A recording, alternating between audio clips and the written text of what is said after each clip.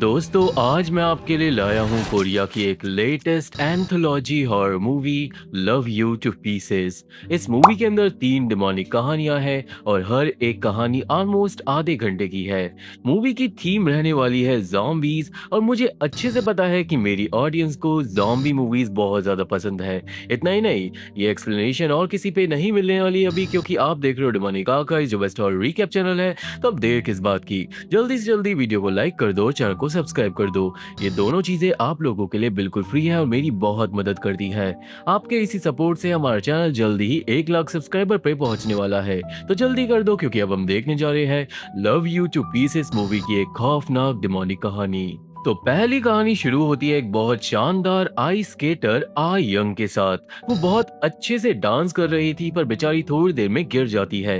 वो then rest करने के लिए जा रही थी कि अचानक उस पे हमला कर देता है एक ज़ॉम्बी। आ यंग मर ही जाती, पर एंड टाइम पे उसे आकर बचा लेती है उसकी माँ सोयंग। सोयंग देन ज़ॉम्बी को मारकर साइड में ले जाती है और उन्हें पता चलता है सिचुएशन का। असल में ज़ॉम्बीज आ गए हैं, पर उन्होंने पूरी दुनिया को अभी तक कंट्रोल में नहीं करा है। कुछ लोग ज़ॉम्बी पे यकीन कर रहे हैं और कुछ नहीं। अब ये जो स्केटिंग स्टूडियो है ये भी इन्फेक्टेड था, पर सोयंग अपनी बेटी को फिर भी यहाँ पे प्रैक्टिस के लिए ला रही थी, क्योंकि सोयंग पागल है पूरी तरीके से। उसके ऊपर भूत सवार था कि उसकी बेटी को स्केटिंग कंपटीशन जीतना ही होगा। सोयंग देन आयंग को वापस प्रैक्टिस पे भेज देती है और वो दोनों ज़ॉम्बीज के ऊपर बिल्कुल भी रिएक्ट नहीं करते। इतना ही नहीं, आयंग के चेहरे से ये साफ था कि उसे स्केटिंग करना ज्यादा अच्छा नहीं लगता। नाउ आयंग जाकर दोबारा प्रैक्टिस करती है और उसकी माँ उस पे नजर रखे हुई थी। थोड़ी देर में आयंग प्रैक्टिस कर कर वापस आ जाती है, पर सोयंग अभी भी सेटिस्फाई नहीं थी। वो दोबारा भेजती है आयंग को प्रैक्टिस पे और इस बार वो बाहर आकर आयंग के हर मूव पे कमेंट करती है। एक मूव था जिसमें आयंग को एक टांग पे ही तेज तेज काफी देर तक घूमना था, पर वो बेचारी ये कर नहीं पा रही थी, थकी हुई थी। पर उसकी माँ बार बार उसे फोर्स कर रही थी सेम मूव करने पे। देन जब आयंग सही से मूव कर लेती है तो भी सोयंग को यकीन नहीं होता कि उसकी बेटी ने सही से सब कुछ कर लिया। गुस्से में आयंग एक झटके में अपनी माँ को घूम कर दिखा देती है बिल्कुल परफेक्ट तरीके से, पर ये औरत सेटिस्फाई नहीं होती। वो अपनी बेटी को फिर से बोलती है शुरू से प्रैक्टिस करने को। इसे हर एक चीज बिल्कुल बारीकी से परफेक्ट चाहिए थी। सोयंग इस बात के ऊपर चिल्ला भी पड़ती है और वो अब काफी देर तक बस अपनी बेटी को लेक्चर देती है कि भाई उसने आयंग के लिए सब कुछ कुर्बान कर दिया और आयंग स्टिल कुछ नहीं कर पा रही। वही बेसिकली पेरेंट्स वाला ड्रामा आप सब लोग अच्छे से जानते ही होंगे। वो दिन दोबारा भेज देती है आयंग को प्रैक्टिस पे और बैठकर चेक करने लगती है कि कहाँ पे क्या गलती हो रही है। जब उसके पीछे आ जाते हैं एक माँ और बेटी, दोनों हद से ज्यादा डरे हुए थे, क्योंकि ये दोनों बच के भाग रहे थे ज़ॉम्बी से जो बिल्डिंग के अंदर है। यानी ज़ॉम्बी अपोकलिप्स फाइनली फैल रहा था।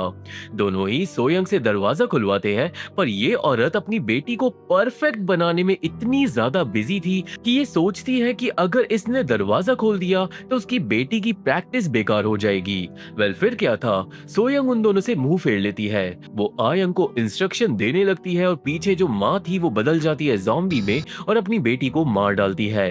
आयंग को ये सब नहीं पता चलता, क्योंकि वो प्रैक्टिस में बिजी थी। इस सब के बाद रेस्ट के वक्त सोयंग रीजन वगैरह देने लगती है कि वो आयंग के साथ इतना सख्त इसलिए है क्योंकि वो उसे बहुत ज्यादा प्यार करती है, हद से ज्यादा, और वो अपनी बेटी को किसी भी तरह दुनिया की सबसे बेहतरीन स्केटर बनाना चाहती है, क्योंकि सोयंग भी स्केटिंग करना पसंद करती थी। बेसिकली ये सोयंग का सपना था जो वो अपनी बेटी के ऊपर थोप रही थी, और नॉर्मली काफी पेरेंट्स ऐसा करते हैं बिना ये सोचे कि उनके बच्चों पे इसका बुरा असर पड़ेगा। बच्चों को वो करना चाहिए जिसमें उनका इंटरेस्ट हो, और यही चीज डिप्रेशन के तौर पे आयन के चेहरे पे साफ साफ दिख रही थी। तभी बाहर से ज़ॉम्बीज का शोर आने लगता है और सोयंग जाकर गेट बंद करती है। दोनों माँ और बेटी इस मामले पे बिल्कुल भी ध्यान नहीं दे रहे थे, पर मेरे ख्याल से ये एक फिल्म मेकर की चॉइस है। भले ही मूवीज में ज़ॉम्बीज हो, पर हमें कहानियां ऐसे दिखाई जा रही हैं जैसे ज़ॉम्बीज कोई रोजमर्रा की चीज हो। नया कॉन्सेप्ट है, आपको कैसा लगा मुझे कमेंट में जरूर बताना। देन आयंग बहुत तेजी से अंडे खाने लगती है, क्योंकि उसे भूख लग रही थी, जिससे सोयंग नाराज हो जाती है और पनिशमेंट के तौर पे वो अपनी बेटी का एक्सरसाइज वाला टाइम बढ़ा देती है। खाना खाने के बाद जबरदस्ती आयंग को अपनी माँ से गले मिलना पड़ता है और एक बार फिर से आयंग को वो भेज देती है प्रैक्टिस पे। सोयंग अपना फोन भी चेक करती है पर सिग्नल चले गए थे, यानी बाहर की दुनिया में अब तहलका मच रहा है। एनीवे, जब आयंग रनिंग कर रही थी तभी उसकी नजर पड़ जाती है एक बंद कमरे पे जिसमें हर जगह ज़ॉम्बी भरे पड़े थे। उस बेटी का ज़ॉम्बी शीशे पे आकर आयंग को डरा देता है और सोयंग आती है डंडा लेकर अपनी बेटी को बचाने। पर बात इतनी सी नहीं थी, क्योंकि ये जो बेटी थी ना, ये थी युनजी, आयंग की बेस्ट फ्रेंड। यानी दोस्तों, उन माँ बेटी को सोयंग अच्छे से जानती थी पर स्टिल उसने उन्हें मरने दिया। पर बात इतनी सी नहीं है, क्योंकि युनजी ने ट्रेनिंग के कपड़े पहने हुए थे, जिससे आयंग समझ जाती है कि उसकी दोस्त भी प्रैक्टिस के लिए आई होगी। यहाँ पे सोयंग अपनी बेटी को सच्चाई बता देती है और उसके हिसाब से युनजी मर गई है, तो अब आयंग के लिए कंपटीशन नहीं रहा। अपने किए पे सोयंग को बड़ा प्राउड था, पर आयंग को अब अपनी माँ से डर लग रहा था। अब सिंस ये दोनों बाहर नहीं जा सकते थे तो ये बिल्डिंग में ही सोते हैं, पर रात को आयंग जाकर अपनी दोस्त को देखती है, बाकी ज़ॉम्बीज को देखती है और उसे फील होने लगता है कि शायद ये दुनिया खत्म होने वाली है, तो प्रैक्टिस करने का क्या फायदा। स्टिल आयंग मूड होती है और फिर से अपनी माँ के कहने पे निकल जाती है प्रैक्टिस पे। हालांकि आज प्रैक्टिस के वक्त आयंग का ध्यान नहीं लगता, क्योंकि उसे बाहर से बहुत सारे ज़ॉम्बीज की आवाजें आ रही थी। वो इन दी एंड रुक जाती है और अपनी माँ को कन्फ्रंट कर देती है कि नहीं, वो अब प्रैक्टिस नहीं करेगी, क्योंकि उसे अपनी माँ की तरह नहीं बनना। ये सुन के सोयंग का दिल टूट जाता है और दोनों माँ बेटी में बहस हो जाती है। फाइनली आयंग अपनी माँ को वो सब कुछ बोल देती है जो उसे बोलना चाहिए था और वो चले जाती है दरवाजा खोलने के लिए। सोयंग अपनी बेटी को रोकने की खूब कोशिश करती है, पर आयंग जाकर दरवाजे से सारा बैरिकेड वाला सामान हटाने लगती है। हम समझ जाते हैं कि आयंग ने अपनी माँ की वजह से खुद को ज़ॉम्बी में बदलने का फैसला कर लिया है, ताकि वो भी बाकी ज़ॉम्बीज की तरह पूरी दुनिया में आराम से आजाद घूम सके। एंड इन दी एंड सोयंग अपनी बेटी से बस माफी मांगती रह जाती है, पर आयंग नहीं रुकती। कहानी यहीं पे खत्म हो जाती है, पर हम अच्छे से जानते हैं कि आयंग ने दरवाजा खोल दिया होगा और वो दोनों ही मारे गए होंगे। अब दूसरी कहानी शुरू होती है हीजिन नाम की लड़की और उसके लवर होंगबिन के साथ। ये दोनों एक दूसरे के प्यार में पागल थे, हद से ज्यादा डिमोनिक तरीके से। हीजिन रेस्टोरेंट में काम करती थी और अपने बॉयफ्रेंड के लिए डिनर बनाने के बाद वो दोनों कैजुअली बात कर रहे थे कि कैसे लोग चीजें स्टोर करते हैं आजकल, ताकि वो हमेशा उस चीज को याद कर सके। नाउ हीजिन चाहती थी होंगबिन के प्यार को स्टोर करना। होंगबिन के हिसाब से इंसान का दिल शरीर में सबसे धीरे से सड़ता है, तो अगर वो मर जाएगा तो हीजिन को उसका दिल स्टोर कर लेना चाहिए, पर हीजिन को कुछ अभी के अभी चाहिए था। दोनों दिन किस करने लगते हैं इस बात पे और एंड में होंगबिन पकड़ लेता है अपना एक कान। वो हीजिन को अपना कान दे देता है, जिसके बाद हीजिन किस करते करते उसका कान काट कर अलग कर देती है। इतना डिमोलिक काम करने के बाद भी इन दोनों के चेहरे पे एक अनसेटलिंग सी इनोसेंस थी। अब कान को एक डब्बे में रखकर दोनों आ जाते हैं एक स्टोरेज फैसिलिटी पे, जहाँ पे ये कान को स्टोर कर पाएंगे। इस जगह का नाम था दी वॉल्ट और ये एक बहुत खास कंपनी थी। इस कंपनी में किसी भी चीज को सालों तक स्टोर कर कर रखा जा सकता था। एक औरत अपनी जिंदा डक को भी स्टोर करने के लिए आती है। होंगबिन और हीजिन को एक फॉर्म दिया जाता है कंसेंट वगैरह के लिए, और साइन वगैरह करते वक्त भी इन दोनों की छोटी छोटी हरकतें बड़ी क्यूट लग रही थी। दोनों ही प्यार में डूबे हुए थे। दोनों ही उंगली पे धागा बांध लेते हैं ये प्रूफ करने के लिए कि वो कभी भी अलग नहीं होंगे। देन उनका नंबर आ जाता है और वो जाके रिसेप्शनिस्ट से बात करते हैं और ऑर्डर करते हैं फ्रीजर वाली परमानेंट स्टोरेज। पर जल्दी ही पता चलता है कि इस कंपनी के बारे में सारे रिव्यूज ऑनलाइन सच्चे नहीं थे। ये कंपनी परमानेंटली चीजें स्टोर नहीं करती। 18 दिनों बाद इन दोनों को अपना सामान वापस लेने आना होगा। नाउ प्लान ये नहीं था, तो होंगबिन हर 18 दिन पे कंपनी को पैसे देने के लिए मान जाता है, पर इस बात से क्यूरियस होकर रिसेप्शनिस्ट पूछती है सामान के बारे में। दोनों लोग भी झूठ नहीं बोलते। रिसेप्शनिस्ट सच में एक इंसान का काम देखकर चौंक जाती है और साफ बोल देती है कि उनकी कंपनी बॉडी पार्ट स्टोर नहीं करती। डेस्परेट होकर हीजिन अपनी शादी की अंगूठी भी देने को मान जाती है, पर रिसेप्शनिस्ट दोनों को भगा देती है। हालांकि दोस्तों दोनों के जाते ही वो कॉल करती है किसी अननोन इंसान को और बताती है होंगबिन, हीजिन और कटे हुए कान के बारे में। जिस भी इंसान से रिसेप्शनिस्ट बात कर रही थी उसकी इस कंपनी के साथ कोई सेटिंग थी, यानी शायद कंपनी में ऑनलाइन कोई एड चलाया होगा और वो एड लोगों को शायद उनके कान काटने पे मजबूर कर रहा है। इस चीज को हम थोड़ा आगे और अच्छे से समझ पाएंगे। कंपनीज के झूठे रिव्यू देखकर काफी सारे लोग इस कंपनी में आ जाते हैं अपनी चीजें रखवाने के लिए, क्योंकि ये कंपनी दावा कर रही थी ये कुछ भी स्टोर कर लेगी। और ऑब्वियसली कुछ अनहिंज लोग बॉडी पार्ट स्टोर कराने भी आ जाते हैं। एनीवे सिंस कान स्टोर नहीं होता तो इसके बाद निराश होकर होंगबिन और हीजिन कॉल करने लगते हैं कोरिया की हर एक स्टोरेज फैसिलिटी को, और कटे हुए कान का नाम सुनते ही सब लोग मना कर देते हैं। होंगबिन अपना कान चेक करता है और वो हल्का सा काला पड़ गया था, यानी अगर कान जल्दी से जल्दी स्टोर नहीं किया तो वो सड़ जाएगा, और ऐसा हीजिन नहीं होने दे सकती थी। आखिरकार ये उसके प्यार की निशानी थी। वो अब अपने रेस्टोरेंट की बाइक से निकालती है एक मछली। वो मछली को काट कर होंगबिन से कान लेकर उसे रख देती है मछली के अंदर।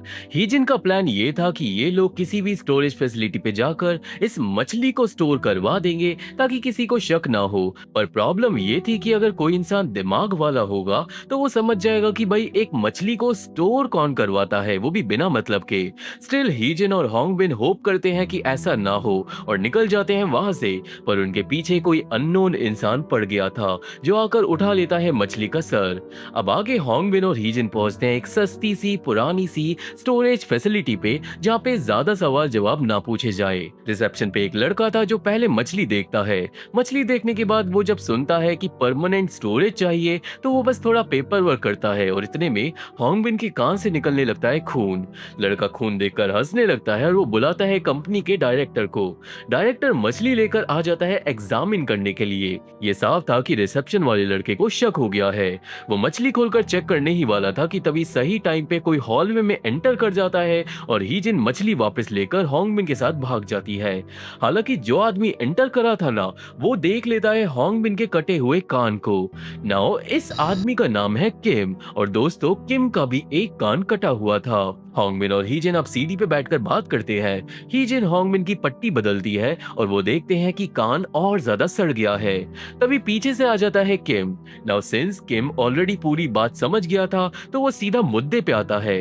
किम अपना बिजनेस कार्ड देता है और उसके हिसाब से वो होंगबिन के कान को सेफली किसी स्टोरेज रूम में रखवा देगा, क्योंकि उसका यही काम है। वो अजीब चीजों को स्टोर करवाता है इंटरनल तरीके से ताकि सवाल जवाब ना हो। पंगा ये था कि सिक्योरिटी रीजन की वजह से किम ये नहीं बता सकता कि स्टोरेज फैसिलिटी कहाँ पे है, और ये बात इन लवर्स को पसंद नहीं आती। दोनों ऑफर ठुकरा कर जाने लगते हैं, पर किम रोक कर उन्हें मक्खन लगाता है। इन दी एंड किम मान जाता है दोनों को साथ स्टोरेज फैसिलिटी ले जाने के लिए। वो डील कर ही मानता है, एंड देन किम कान को भी अपने पास रख लेता है सेफ्टी के लिए। मैं यहाँ पे 100% श्योर हूँ कि किम ही वो अननोन इंसान है जो इन दोनों का पीछा कर रहा था, यानी किम ही वो आदमी है जिसने दी वॉल्ट वाली रिसेप्शनिस्ट को बोल रखा था बॉडी पार्ट्स पे नजर रखने के लिए। एनीवे थोड़ी देर में तीनों पहुंचते हैं एक शेडी जगह पे, जहाँ पे किम बात करने लगता है कि कैसे ये पहली बार नहीं है जब किसी कपल को कान स्टोर करवाना है। इस बात से लवर्स को शक हो जाता है और वो किम से उसका चेहरा दिखाने को बोलते हैं। ऐसा होते ही किम अचानक भागता है कान चुराकर। होंगबिन और हीजिन कान चोर के पीछे पड़ जाते हैं और होंगबिन चोर को पकड़कर पीटने लगता है, और हीजिन देखती है कि चोर के बैग में बहुत सारे कान हैं।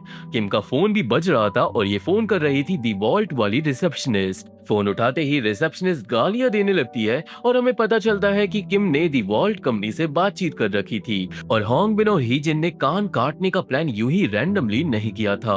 असल में दोस्तों इन दोनों ने दी वॉल्ट कंपनी के एड से इंस्पिरेशन ली थी, यानी ये सारी स्कीम किम की थी जो लोगों के कानों को चुराना चाहता था किसी वजह से। सिंस किम ने कानों के बदले कंपनी को पैसे नहीं दिए थे, इसलिए रिसेप्शनिस्ट अब उसे गालियां दे रही थी। एनीवे किम को कोने में लेकर दोनों दबोच लेते हैं और उससे पूछते हैं कि भाई ऐसा कौन सा धंधा है जिसमें कानों को चुराने की जरूरत पड़ रही है। यहाँ पे किम खोलता है अपना राज। असल में इंटरनेट पे आजकल लोगों में एक नई किंक चालू हुई है और कई लोग इंसानों के कटे हुए कान खरीद रहे हैं।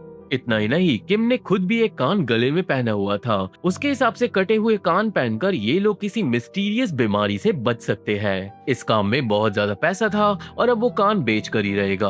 ऑब्वियसली लवर लोग ऐसा नहीं होने दे सकते, पर तभी आ जाता है एक सिक्योरिटी गार्ड और मौके का फायदा उठाकर किम भाग जाता है अपने कान लेकर। हालांकि वो एक कान गिरा देता है किसी रैंडम इंसान का और साथ में उसने होंगबिन का भी कान गिरा दिया था। कान उठा लेता है होंगबिन और वो समझ जाता है कि उन दोनों का स्कैम हो गया। देन दोनों लवर्स बाहर आकर बैठ जाते हैं निराश होकर सीढ़ियों पे और हॉन्गबिन को दुख था कि उसने किसी कंपनी के एड से इंस्पिरेशन के चलते अपने कान का सैक्रिफाइस कर दिया अपने प्यार को प्रूफ करने के लिए। उसका कान भी अब पूरी तरीके से सड़ गया था और ये सब देखकर हीजिन को बहुत बुरा लग रहा था। दोनों दिन घर जाने लगते हैं पर हीजिन हॉन्गबिन को निराश नहीं देख सकती थी। वो जाके हॉन्गबिन का पहले कटा हुआ कान देखती है और उसे बताती है कि वो अब जो भी करेगी वो उसके प्यार की निशानी होगी। जिसके बाद हीजिन एक चाकू से अपना कान भी अलग कर देती है और दे देती है हॉन्गबिन को। ये देख के हॉन्गबिन बहुत ज्यादा खुश होता है और सच्ची में ये दोनों साइको लवर एक दूसरे के लिए ही बने थे। कौन काटेगा अपना कान प्यार के चक्कर में। अब कहानी के एंड में कुछ टाइम बाद सब ठीक हो गया था और हॉन्गबिन और हीजिन बहुत खुश रहने लगे थे बिना कानों के। पर एंड में हम देखते हैं कि हीजिन का एक कान काला पड़ गया है। ये नॉर्मल नहीं था और थ्योरी के हिसाब से अब हीजिन बदल जाएगी ज़ॉम्बी में और यहीं से ज़ॉम्बी अपोकलिप्स की शुरुआत होगी। अब तीसरी कहानी शुरू होती है जहाँ पे एक अबैंडन बिल्डिंग के अंदर काफी सारे ज़ॉम्बीज कैद थे। हम लीजिन नाम की एक लड़की को देखते हैं जो किसी इंसान से दवाई मांग रही थी ताकि वो ज़ॉम्बीज को ठीक कर सके। पर जो भी इंसान फोन पे था वो लीजिन को ढंग से जवाब नहीं दे रहा था। सीन आता है एक न्यूज रिपोर्ट पे जहाँ पे फाइनली हमें पता चलती है इस यूनिवर्स की सच्चाई। रिपोर्ट्स के हिसाब से 3 महीने हो गए हैं ज़ॉम्बी वायरस को आए हुए और धीरे धीरे ज़ॉम्बीज के केस बढ़ रहे हैं। पर साथ में अब नॉर्मल लोग भी गायब हो रहे हैं क्योंकि क्रिमिनल ज़ॉम्बी वायरस का बहाना यूज कर कर इंसानों को किडनैप कर रहे हैं। नाउ सेम कमरे में थी लीजिन जो एक डॉक्टर को टेप से बुरी तरीके से बांध रही थी। ये वही डॉक्टर है जिसने अभी फोन पे लीजिन को दवाई देने से मना कर दिया था। बातों से हमें पता चलता है कि लीजिन को दवाई चाहिए अपने भाई के लिए जो ज़ॉम्बी में बदल गया है। डॉक्टर के हिसाब से अभी इस ज़ॉम्बी वाली बीमारी का कोई इलाज नहीं है पर लीजिन ये सब नहीं समझती। वो एंड में बस ये बोलती है कि वो डॉक्टर की बुद्धि के लिए भगवान से प्रार्थना करेगी। जिसके बाद क्या होता है हमें पता नहीं चलता। अगले सीन में लीजिन भगवान से प्रे कर रही थी क्योंकि वो भगवान से हद से ज्यादा प्यार करती थी। प्रेयर करके वो बाहर जाती है और दोस्तों वो किडनैप कर ले आई थी उस डॉक्टर को। अब आपको यकीन नहीं होगा पर लीजिन डॉक्टर को ले जाकर पटक देती है बाथरूम में जहाँ पे उसका भाई यूनसुक कैद था। वो ज़ॉम्बी था जो डॉक्टर को खा जाता है। देन लीजिन भी जाकर अपना नाश्ता करती है और हम समझ जाते हैं कि लीजिन अपने भाई के ज़ॉम्बी को पाल रही है जब तक इस बीमारी का इलाज नहीं मिल जाता। ना थोड़ी देर में लीजिन के घर पे आता है उसका एक नया पड़ोसी जोसेफ और ये आदमी भी बहुत बड़ा भक्त था। जोसेफ लीजिन को चर्च के लिए इनवाइट करने आया था। इस बीच में जोसेफ को भी शक हो जाता है ज़ॉम्बी की आवाजों पे पर लीजिन बात पलट देती है। सिचुएशन ये थी कि अभी ज़ॉम्बी जोरों शोरों से नहीं फैल रहे थे पर स्टिल लीजिन जोसेफ से पूछती है कि क्या होगा अगर चर्च में ज़ॉम्बी आ गया तो। जोसेफ के हिसाब से इन लोगों का गांव छोटा है और पुलिस भी 24 घंटे निगरानी रख रही है तो डरने की बात नहीं है। प्लस जोसेफ को अभी ज़ॉम्बी वाली बातों पे यकीन नहीं था। लीजिन इन दी एंड चर्च जाने को मान जाती है और ये सारी बातें वो जाकर बताती है अपने ज़ॉम्बी भाई को। लीजिन बाथरूम में से डॉक्टर के टुकड़े साफ करती है और वो ऐसे बात कर रही थी जैसे वो ज़ॉम्बी सच में उसका भाई हो, यानी ये औरत थोड़ी खिसकी हुई थी। देन उस दिन लीजिन और जोसेफ जाते हैं चर्च जो खाली पड़ा था। जोसेफ के हिसाब से संडे को ज्यादा लोग आएंगे पर बातों से ये साफ पता चल रहा था कि जोसेफ लीजिन को पसंद करता है। जोसेफ लीजिन को बोलता है उसके भाई को भी चर्च लाने के लिए और ऑब्वियसली वो मना करती है झूठ बोल के कि उसका भाई बीमार है। एनीवे लीजिन भी समझ जाती है कि जोसेफ उसे पसंद करता है और वो दोनों ही एक दूसरे के साथ फ्लर्ट करने लगते हैं। साथ में प्रेयर्स करते हैं पर प्रेयर्स करते करते जोसेफ प्रार्थना में लीन हो जाता है। उसकी प्रेयर सुनकर लीजिन भी रोने लगती है क्योंकि वो लिटरली चाहती थी कि जीसस क्राइस्ट उसके भाई को ठीक कर दे। एनीवे लीजिन को जोसेफ के साथ काफी ज्यादा अच्छा लगता है और शाम को वो दोनों दोबारा चर्च जाने का प्लान करते हैं। जाते जाते जोसेफ लीजिन को अपना जीसस वाला लॉकेट भी देकर जाता है प्रेजेंट के तौर पे। अब उस दिन के बाद से लीजिन भगवान से और ज्यादा इंटेंसिटी के साथ प्रेयर करती है। वो डेली चर्च भी जाने लगती है और जो इक्का दुक्का चर्च में लोग आ रहे थे उन्हें लीजिन अपने घर बुला कर ला रही थी एंड देन वो लोगों को खिला देती थी अपने भाई को। उसका पूरा बाथरूम डिमोनिक तरीके से खून से भरा रहता था और फ्रंट पे वो चर्च में ऐसा बनकर दिखाती थी जैसे वो ही सती सावित्री हो। वो चर्च में अपनी लाइफ स्टोरी सुना सुना कर रोती भी थी। जीसस से खूब चिल्ला चिल्ला कर बातें भी करती थी ताकि और लोग उसे सिंपैथाइज करे और उसे अपने भाई के लिए खाना मिलता रहे। वेल अब ऐसे ही कुछ दिन बाद लीजन को जोसेफ बस घूरे जा रहा था। लीजन पूछती है कि क्या हुआ और जोसेफ बात उठाता है लीजन के भाई की। ऑब्वियसली इतने दिन हो गए थे और जोसेफ ने लीजन के बीमार भाई को अभी तक नहीं देखा था। जोसेफ के हिसाब से वो उसके भाई के लिए डेली प्रेयर्स करता है और ये सब सुनकर लीजन रोने लगती है। देन एंड में लीजन जोसेफ को इनवाइट करती है डिनर पे ताकि वो अपने भाई को उससे मिलवा सके, पर हम जानते हैं कि अब रात को कुछ डिमोनिक होगा। अब घर जाकर लीजन कपड़े धोती है खून से सने हुए। कपड़े धोते धोते रात हो जाती है और घर पे आता है जोसेफ। नाउ आपको लग रहा होगा कि लीजन जोसेफ को डिनर बना देगी ज़ॉम्बी का, पर ऐसा नहीं होता। लीजन जोसेफ को साफ साफ बता देती है कि उसके भाई को ज़ॉम्बी वायरस लगा है। हालांकि बात ये थी कि जोसेफ को ज़ॉम्बी वायरस पे यकीन नहीं था। तो जब वो कपड़े की बाल्टी लेकर बाथरूम में जाता है भैया जी से मिलने, तो उसकी रूह के रोंगटे खड़े हो जाते हैं। उससे कपड़े की बाल्टी गिर जाती है और खून और मांस के टुकड़े और डेमोनिक ज़ॉम्बी के पास उसे पड़ा हुआ मिलता है जीसस क्राइस्ट का लॉकेट, जो वो लोग पहनते थे जो जोसेफ के चर्च में ही आते थे। जोसेफ समझ जाता है कि लीजन यहाँ पे करती क्या है और लीजन समझाने लगती है कि कैसे उसके भाई पे कोई भी दवाई काम नहीं कर रही और इसलिए वो जोसेफ को लाई है ताकि वो उसका एग्जॉर्सिज्म कर सके। हालांकि जोसेफ लीजन को हत्याओं के लिए कन्फ्रंट कर देता है और लीजन तुरंत माफी मांगने लगती है। लीजन के हिसाब से भगवान ने उसे बोला था ये सब करने को। वो जोसेफ को बाइबल भी दिखाती है, पर जोसेफ बाइबल फेंक देता है क्योंकि दोस्तों जोसेफ का तुरंत भगवान से विश्वास उठ गया था एक असली ज़ॉम्बी को देखकर। लीजन देन बाथरूम से बाइबल लेने चले जाती है और जोसेफ ज़ॉम्बी के साथ फंस गया था। वो तो सही टाइम पर वो लीजन के घर का दरवाजा खोल देता है और उसके होश उड़ जाते हैं ये देखकर कि कैसे ये लड़की भगवान की हद से ज्यादा पूजा कर रही है। भगवान की मूर्तियां देखकर जोसेफ वहीं पे बैठ जाता है क्योंकि वो भगवान का चेहरा भी नहीं देखना चाहता था। वो रोने लगता है, उसे कुछ समझ नहीं आता कि उसे क्या करना चाहिए। इन दी एंड वो भागने की हिम्मत करता है, पर तभी लीजन आकर एक कुल्हाड़ी से जोसेफ को बुरी तरीके से मार डालती है। वो उसे दिन बंद कर देती है अपने ज़ॉम्बी भाई के साथ और कमरे में बैठ के रोने लगती है। लीजन के हिसाब से वो अपने भाई की हमेशा रक्षा करेगी जब तक ये सारी बीमारी ठीक नहीं हो जाती, क्योंकि भगवान सब ठीक कर देंगे। पर हम सब जानते हैं कि ऐसा नहीं होने वाला, जिसके साथ ये मूवी खत्म हो जाती है। ये था पूरा recap love you two pieces movie का। और दोस्तों मुझे इसका अलग कॉन्सेप्ट अच्छा लगा कि कैसे कहानियां रिवॉल्व कर रही थी ज़ॉम्बीज के आजू बाजू में, पर कहानियों में मेन फोकस था वो ह्यूमन साइकोलॉजी पे था। नई चीज थी और पहली वाली कहानी को छोड़कर दो कहानियां काफी सॉलिड थी और इसलिए मैं इसे दे रहा हूँ 6.8 आउट ऑफ 10। आपको क्या लगता है मुझे कमेंट में जरूर बताना। वीडियो अच्छा लगा हो तो प्लीज वीडियो को लाइक कर दो और चैनल को सब्सक्राइब कर दो, क्योंकि हमारा चैनल डेमोनिका का इस बेस्ट हॉरर रीकैप चैनल है। आपका सपोर्ट बिल्कुल फ्री है और हमारी बहुत ज्यादा मदद करता है। मैं मुकेश और मैं चैनल अपडेट डालता हूँ टेलीग्राम पे और पर्सनली मैं सबका रिप्लाई करता हूँ इंस्टा पे, तो वहां पे भी जाके फॉलो कर सकते हो। और अब हम मिलेंगे मेरी अगली वीडियो में, तब तक के लिए थैंक यू, बाय बाय।